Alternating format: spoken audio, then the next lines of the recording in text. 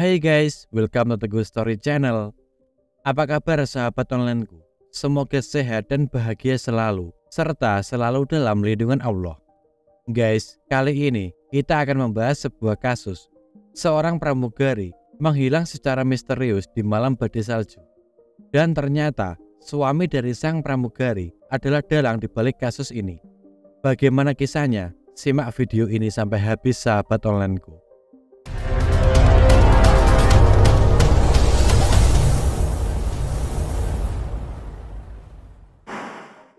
Helle Nielsen lahir pada 7 Juli 1947 di Charlottenland, Denmark. Helle adalah wanita yang cerdas dengan kemampuannya menguasai 4 bahasa sekaligus.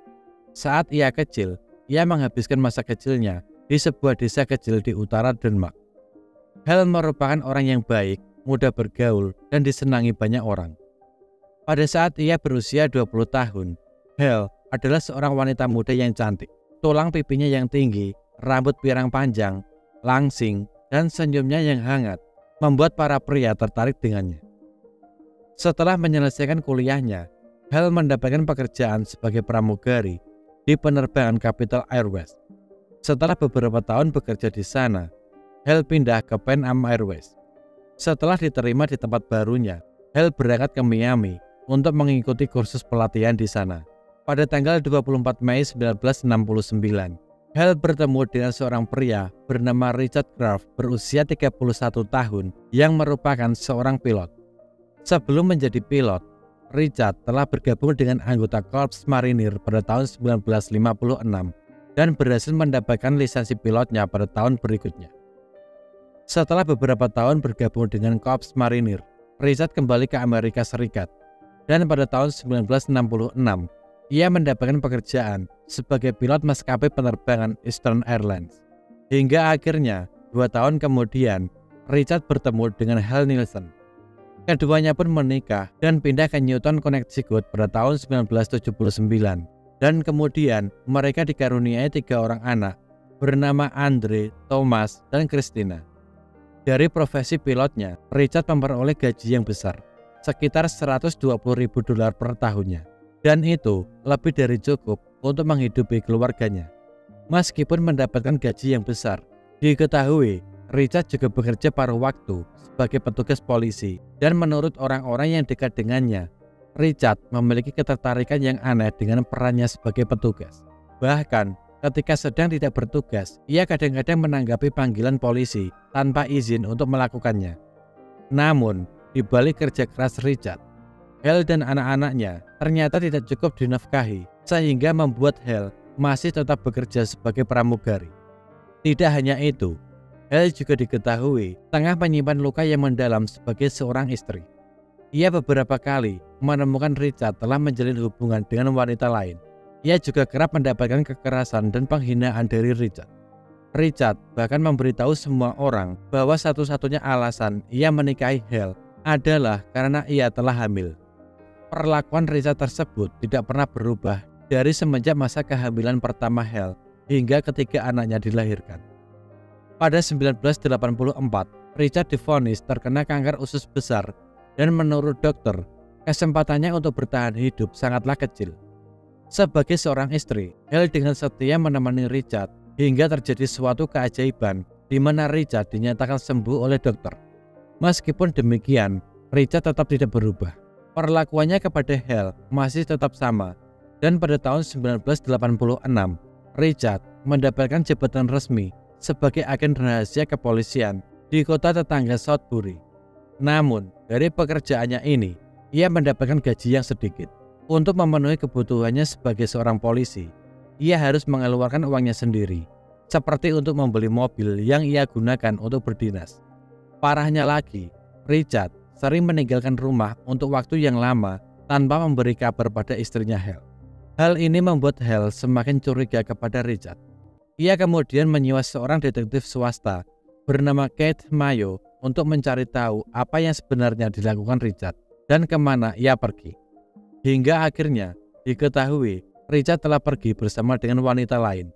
Hal ini membuat Helle semakin bulat untuk menggugat cerai Richard dengan berbagai bukti yang dipegangnya. Di antaranya, kekerasan fisik yang ia dapatkan dari Richard, kurangnya perhatian terhadap keluarga, tidak menafkahi anak-anak, dan menghamburkan uang untuk kesenangannya sendiri.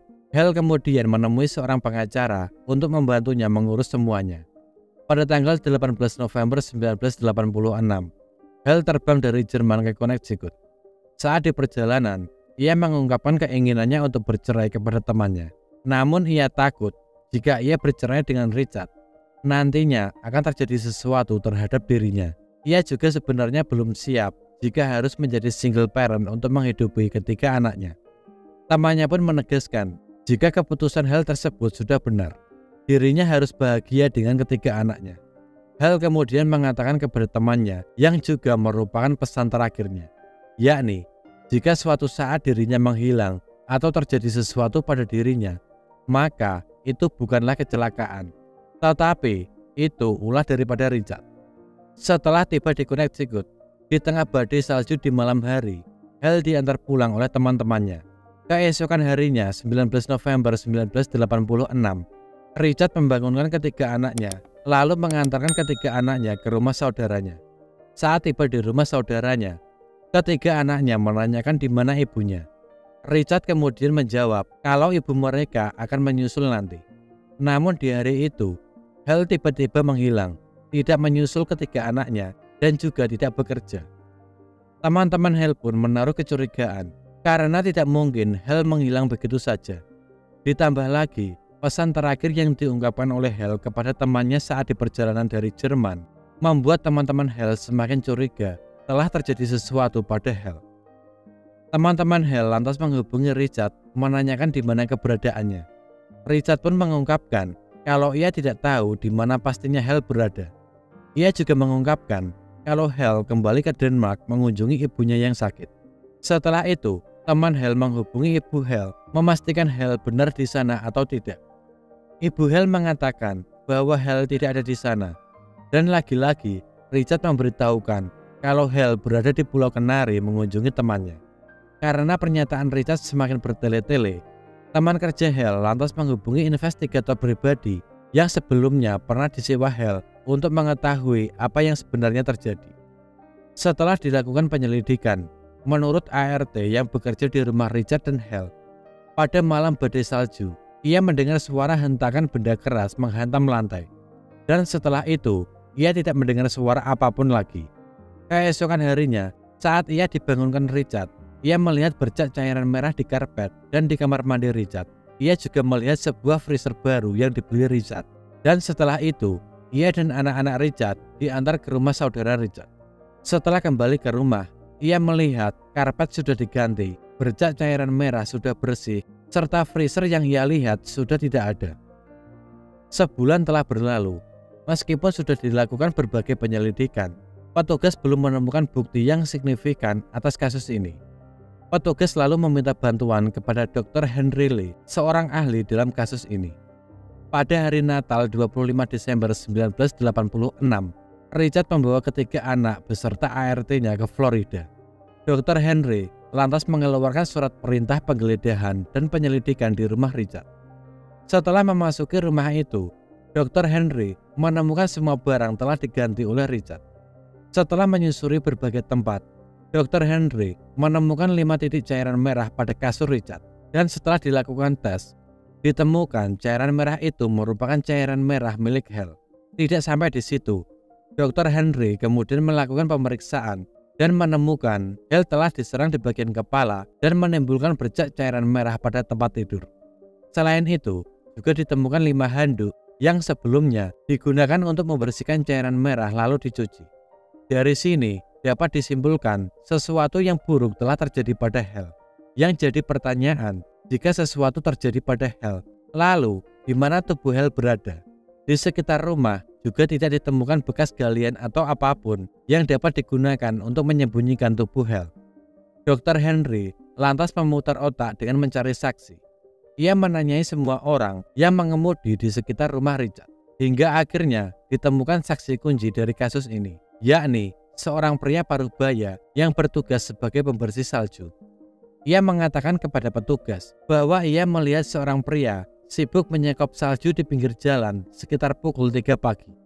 Pria itu mengendarai sebuah truk dan truk itu menggandeng sebuah mesin penghancur kayu di belakangnya. Petugas pembersih itu mengatakan bahwa ia merasa aneh dan curiga terhadap pria itu. Setelah ditunjukkan foto Richard, petugas itu membenarkan jika orang itulah orang yang mencurigakan tersebut.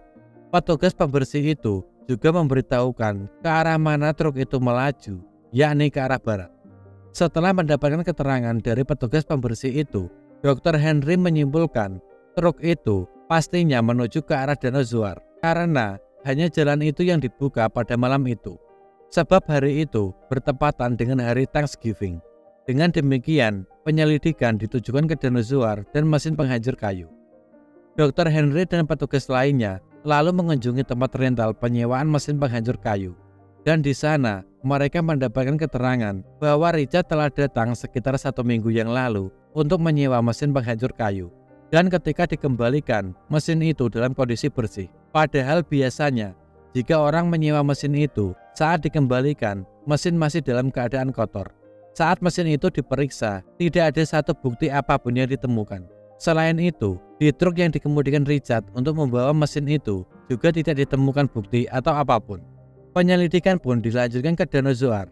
Di sana, mereka juga melakukan percobaan dengan menaruh daging babi beku ke dalam mesin penghancur kayu. Selanjutnya, mesin itu menghancurkan puing-puing dan mengeluarkan serpihan-serpihannya sejauh 4 meter. Namun, karena kondisi di sekitar danau dipenuhi salju, penyelidikan pun sempat terhenti selama 3 minggu menunggu salju mencair. Ketika salju sudah mencair, petugas kepolisian mengarahkan anggotanya sebanyak 300 orang untuk menyelidiki daerah itu. Penyelidikan ini pun akhirnya membuahkan hasil. Mereka menemukan sebuah gigi dengan sepotong kecil tulang rahang menempel di atasnya. Polisi lantas membandingkan gigi tersebut dengan melakukan X-ray pada dokter gigi Hale. Dan benar saja, gigi tersebut adalah gigi Hale. Selain itu, penyelam juga menemukan 2.660 potongan helai rambut, 69 potongan tulang, 2 gigi, sepotong kecil tengkorak, 1 jari ibu, dan 1 jari kaki, serta ditemukan sebuah gergaji potong di danau tersebut. Beberapa serat daging juga ditemukan pada gergaji itu, serta serat kain dengan warna yang sama pada piyama yang Hale gunakan. Meskipun nomor seri pada gergaji yang ditemukan telah memudar, tetapi Dr. Henry menggunakan metode elektrolisis laser, sehingga nomor seri itu berhasil dipulihkan. Nomor seri tersebut yakni E5921616.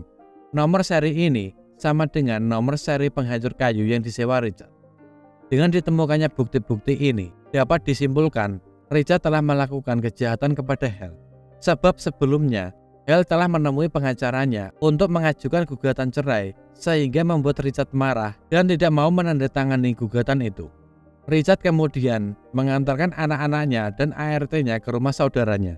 Dan saat itulah ia melakukan tindak kejahatan pada istrinya Hale. Ia menyimpan tubuh Hale ke dalam freezer, lalu memotongnya menggunakan gergaji dan meleburnya menggunakan mesin penghancur kayu. Meskipun sudah ditemukan bukti-bukti, namun menurut hukum tahun 1980-an di Connecticut saat itu, mereka tidak bisa mengusut sebuah kasus pembunuhan jika tanpa mayat. Kasus ini menemui jalan buntu karena tubuh Hale tidak dapat ditemukan, sehingga tidak memungkinkan bagi polisi untuk menangkap Richard. Hingga akhirnya, pada 13 Januari 1987, Hale dinyatakan meninggal dunia, dan di hari yang sama, Richard juga ditangkap pihak kepolisian. Sidang pertama kasus ini dimulai pada Mei 1988. Selama persidangan, semua bukti diarahkan kepada Richard. Akan tetapi, Richard bersikeras dan terus membantah akan tuduhan terhadapnya. Ia bersikeras Hale telah kabur melarikan diri. Dan setelah melalui beberapa persidangan, Richard akhirnya dijatuhi hukuman penjara 50 tahun pada tanggal 8 Januari 1990. Pada tahun 1993, Richard mencoba mengajukan banding, akan tetapi ditolak. Dan pada tahun 2020, Richard bebas pada usia 84 tahun. Ia menjalani hukuman penjara selama 31 tahun dan dibebaskan karena berkelakuan baik. Sekian dari kisah ini. Bagaimana menurut sahabat onlineku tentang kasus ini? Bisa komen di bawah. Dan semoga kita bisa mengambil hikmah dari kasus yang aku bawakan hari ini. Bagi yang belum subscribe, bisa tekan tombol subscribe, like, komen, dan share, serta nyalakan lonceng notifikasinya agar sahabat onlineku tidak ketinggalan video dari aku selanjutnya. Tetap jaga kesehatan, berhati-hati dalam setiap aktivitas. Dan juga yang mau request tentang kasus-kasus yang ingin aku bawakan, bisa DM di Instagram Teguh Story Channel atau bisa juga komen di bawah. Sampai jumpa lagi di video selanjutnya. Terima kasih.